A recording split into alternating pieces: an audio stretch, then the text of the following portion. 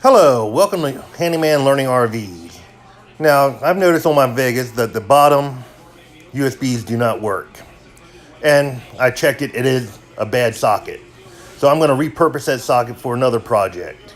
And right now I want to also put USBs in each nightstand cubby areas. I've also noticed that the radio is in a very bad location. In the middle of the night, you can accidentally roll over and turn it on, which I did the first time we went out. I turned it on in the middle of the night and the outside speaker was playing. So I decided I'm going to take the bottom USB port and make that an on-off switch for the radio. To remove the USB charging station, all you do is pop the cover off and remove the 4 screws that hold it on, and it will pop right on out.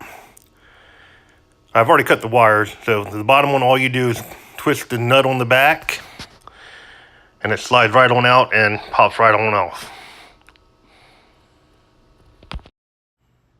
I fished 2 sets of cables underneath the table on the sides of the bed so we could have USBs in each cubby. I disconnected the power to the coach and pulled out the bottom outlet and drilled a hole above it and took a set of the wires and connected to it so I could have a USB in this cubby.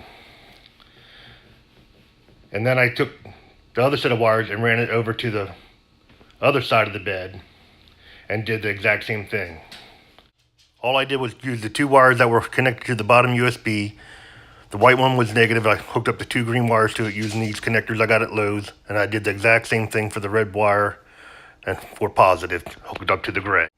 Now that I have an open slot in the USB charging station, I decided I'm going to put a switch there. That way I can control the power on or off to the radio. So that way at night I don't have to worry about the radio having power and accidentally bumping it and turning it on and having the outside speakers play at night. Which did happen the first night we went camping. I measured the opening and ordered a 30mm switch on eBay. I'll have to do a little bit of drilling, but not much, and it should be a perfect fit. I wired the switch according to the directions for it to light on when I press it in and light off when I turn it off. Now, I'm going to have to drill a hole a little bit bigger in that outlet and what I use my step drill bit. I just take the nut off, slide it onto the drill bit, and see how far I have to go. I see that it goes that, so I'll have to go that and maybe a little bit one more. I just have to see how it fits. Usually that and one more will be perfect. It just goes step, step, step, step, and that's their last one. And one more above that usually is good. So I just take my step drill bit and drill it and get it to go to the last one. And that should be perfect. I put the switch in, which fit perfect, and screw it down. And there it is. The switch is ready. Now it's time to remove the radio. There's 1 screw on each side. You unscrew them and the radio will come right on out.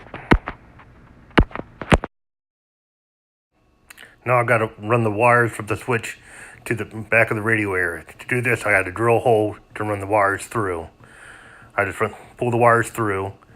Then I take the red wire that's going to the radio and I cut it and splice it and put a crimp end on each side of the power wire and crimp a connector on each wire that I pulled through from the switch and connect them to the power wire, one on each side. Now I check to see the power going into the switch to turn on and off the radio will be there. I press the button and it's getting power, then I turn it off. I go to the radio, it does not power on, I turn the switch on and the radio powers up. So now I'm ready to put everything back together.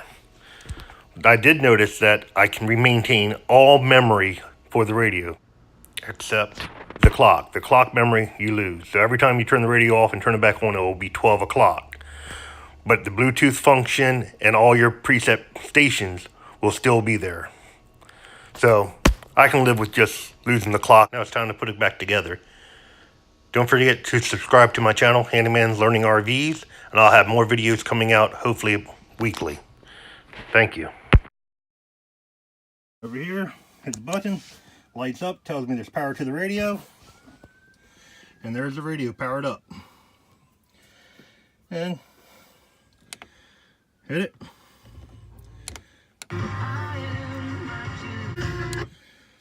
Now I don't have to worry about the middle of the night. Power off. Don't have to worry about it in the middle of the night.